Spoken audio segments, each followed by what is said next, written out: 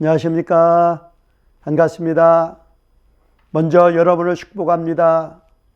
오늘 우리가 나눌 성경 말씀을 봉독해 드리겠습니다. 오늘 말씀은 마태복음 13장 32절 말씀이 되겠습니다.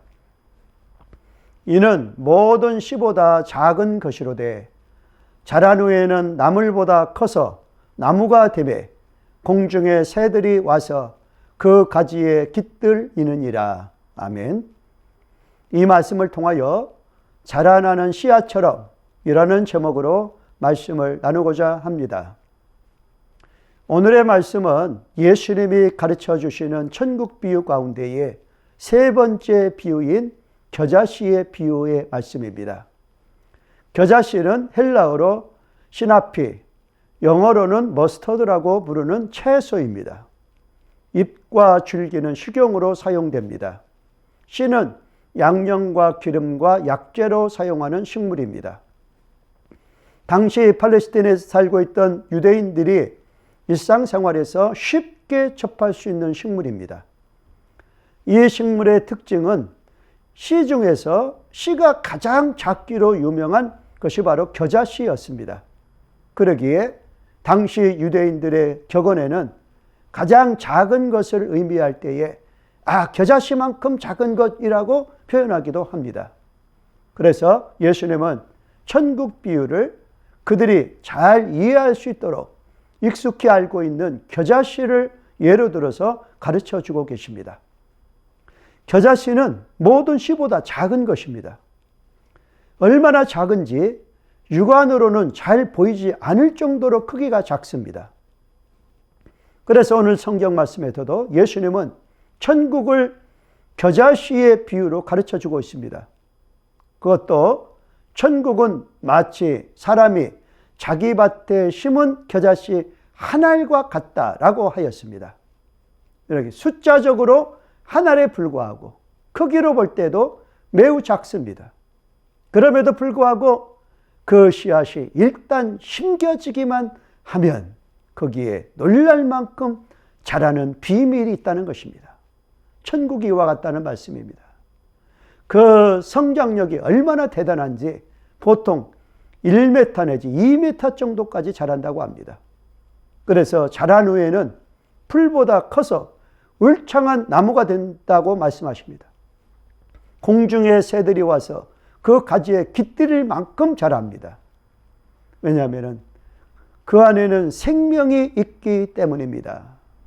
그 작은 씨가 생명을 틔우면 싹이 나고 그 싹이 자라서 놀랄 만큼 성장한다는 말씀으로 천국을 비유하고 있습니다.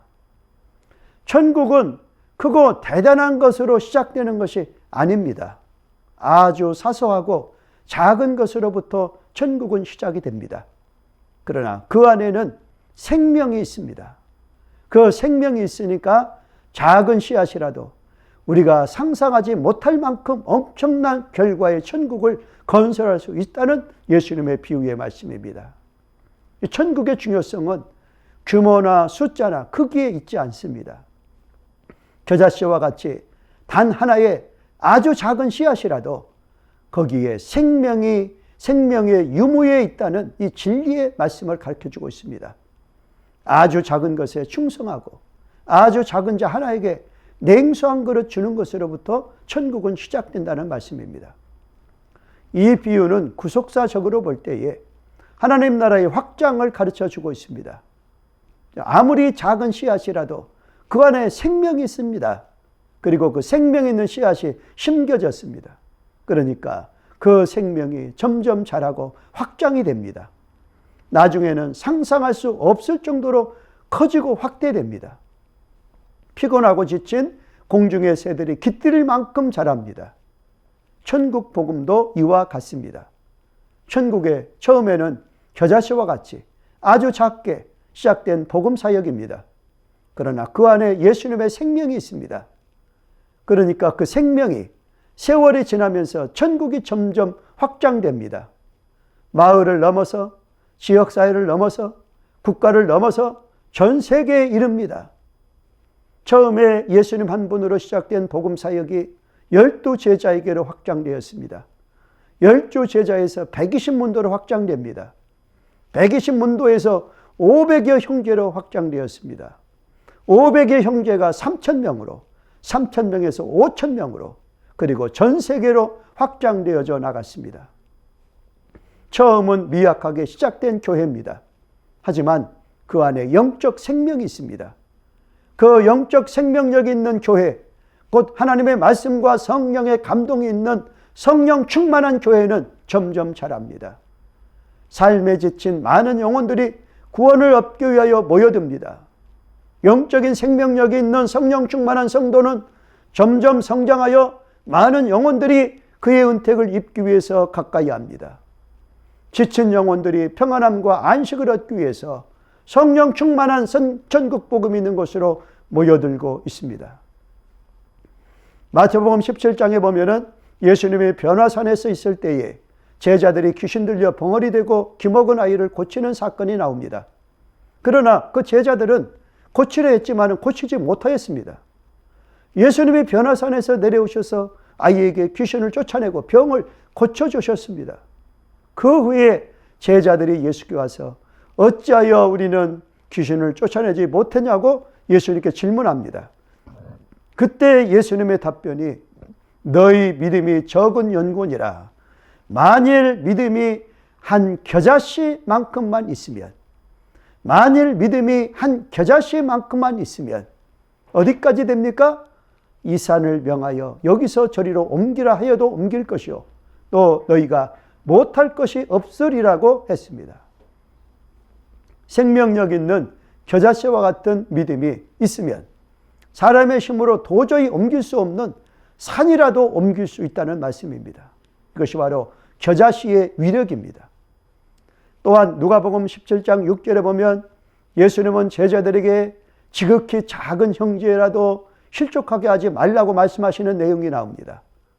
그러고서 형제가 죄를 범하면 경계하고 회개하면 용서라고 가르쳐 주십니다.